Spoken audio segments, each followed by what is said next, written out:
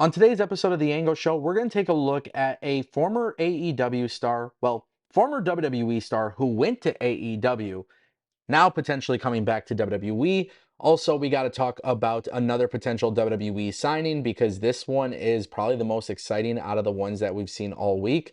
And we do got to talk a little bit about Darby Allin's return because they do have some plans. And honestly, guys, it's not really making me too happy. We're going to talk about it right here, right now on The Ango Show. Hey, and if you guys could do me a favor, I'm trying to hit 100,000 subscribers. So if you guys could click that subscribe button, it would really mean the world to me. Let's kick things off with Darby Allin. I think Darby Allin is a very interesting topic these days. WrestleVotes was actually asked about this when Darby Allin would be returning. And obviously, with Darby Allin successfully climbing Mount Everest, which is fantastic news and obviously cool, good for him. He did it safely and it was successful. That's awesome. I don't believe he should be in line for a world championship run. I don't. He hasn't been a part of the TV. He decided to go climb Mount Everest and instead of being on AEW television, building momentum for this huge run, that was his choice. Now, WrestleVote said that the original plan was essentially for him to return for Double or Nothing. Clearly, at this point in time, there is no way for that to happen. So, WrestleVotes is now reporting that Darby Allin is expected to make his return in time to build up for AEW All in Texas and should be returning within the next month. He will be back on TV for a push for All In. So, roughly this month is when we should expect it. Yeah, I'm not going to change my mind. Maybe this is controversial. Maybe it's not. I don't really know. But I don't think Darby Allin should be in line for a world championship match. I think Darby Allin took that break, and that's good for him. But there's a lot of guys on TV at a time where the company is kind of struggling. There's a lot of guys on TV trying to put in the efforts to help get the company back on track. The Swerve Stricklands, Hangman Pages of the world, Will Ospreay. These are the guys who are really holding it down while Darby is gone. And I think for Darby to come back and be granted a world championship match of some kind would be absolutely idiotic. I also don't think it would make sense considering the fact that he wasn't part of the Owen Cup. So if Darby Allin's going to be part of All In, that's cool. If Darby Allin is going to be wrestling on the card, I have no problem with that. But if somehow, some way they try to sneak Darby Allin into a world championship match, I am going to have a very big problem with that. I'm not going to like that. I'm not going to agree with it. And ultimately, it's cool that he did this. I think it's a wonderful achievement.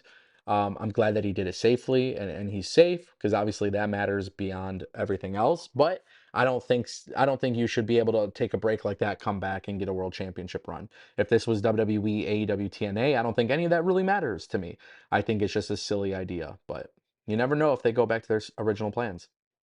That brings us to our next topic, ladies and gentlemen. Luke Jacobs could very well be bound for WWE. Fightful Select has reported that names like Zozea, Mike DiVecchio, Eagle Blanc are all expected to join WWE this September following their standout performances at the WWE UK's tryout. However, Luke Jacobs is in a little bit of a different situation. Basically, Luke Jacobs impressed WWE at the tryout prior to WrestleMania. They've also noted that multiple sources across the European scene believe that Jacobs is on his way to WWE. One source, even close to Jacobs, said that they believe Jacobs would sign with WWE this year. But not everyone agrees. Another source said they believe Jacobs will not be signing with the WWE. Now, this is very interesting because Luke Jacobs is somebody who is definitely making a name known for himself. As it currently stands, he is the Progress World Champion.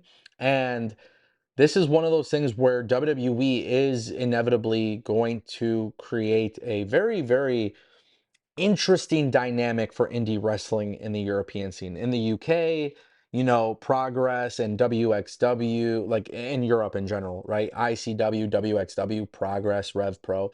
These companies are going to be impacted by WWE when they inevitably launch NXT Europe. It's obviously become a very big conversation for this channel. I've been following along the NXT Europe thing for a very long time, and obviously that is one of the biggest reasons why I'm even outspoken about this. For a long time, it didn't seem like it was going to happen. Now WWE is poaching talent from the indie scene. People are obviously very upset about that. There are people who are annoyed by that. I'm not. I think Luke Jacobs is great. I think he's very talented. However, if he shows up, that's great. If he doesn't show up, not a big deal. I don't think WWE as a company, as a machine, is reliant on one person coming to the company. As you can see, Mercedes Moné, Will Ospreay, they chose to go to AEW. That has not impacted WWE in the slightest. And it sure as hell won't impact them when Luke Jacobs doesn't show up. Now, personally speaking, I think he's a great talent. I think he would be awesome in the WWE. I think he would be awesome in AEW. AEW doesn't really go for a lot of the UK talents, but WWE obviously does, especially now with NXT Europe kind of coming into the mix. I like the dude. So I think he would be a great signing really anywhere that he goes. Even if it was TNA, I think this guy would be awesome. I don't know what WWE will do here, and obviously we don't know what he will do. The fact that a lot of people believe he is joining WWE, and then there's somebody who believes that he's not joining WWE, that's an interesting thing. That's a very, very interesting thing because now you're going to get into the mixed reporting, which happens sometimes where sources close to somebody says yes, also says no, and maybe that's a way to drum up interest as well. You obviously never know, but it is definitely something to pay attention to for sure, and something I will. All right, guys, that brings us to our final topic of today's video. Maria Kanellis talking about returning to WWE. At one point in time, I would have never thought this would be the case. She was doing a virtual signing with Signed by Superstars, and basically she revealed that she's been in touch with WWE, people inside the WWE, and she's not turning down the return. She says, never say never. I still chat with people over there. I think that they've done an amazing job in the last few years of really just making it a more professional show. From backstage to what you see and the product is live. A lot of my friends there, over there, talk about how well it's run, so you never say never. However, she says very specifically that she has one vision in mind, and her vision is to manage the kingdom at a WrestleMania. So she says that's the only thing that I feel like I just didn't get to do, or to manage my husband at WrestleMania and experience that together. I've had WrestleMania matches. He's been in a WrestleMania match, but we've never done it together, and I feel like that would be really cool. And that kind of seems like that's her condition of joining. Now, I'm gonna be honest with you guys. I don't know about Matt Taven and Mike Kanellis.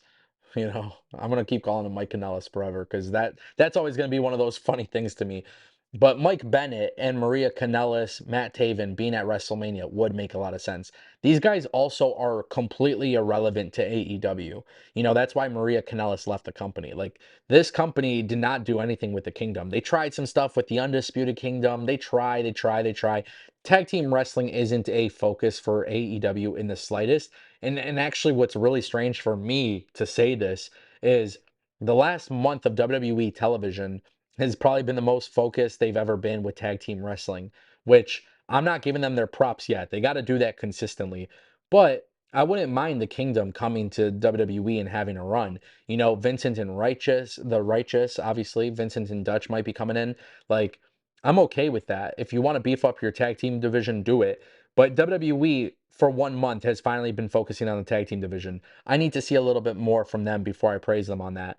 But if Maria Kanellis wants to do that, that would be fine. I actually think Maria Kanellis should be somebody behind the scenes, whether it's NXT or something, because I feel like she's been so good at that in the past, but you never really know what's going to happen. You guys can let me know what you think down below, ladies and gentlemen, but I will see you guys next time. Thank you all for watching.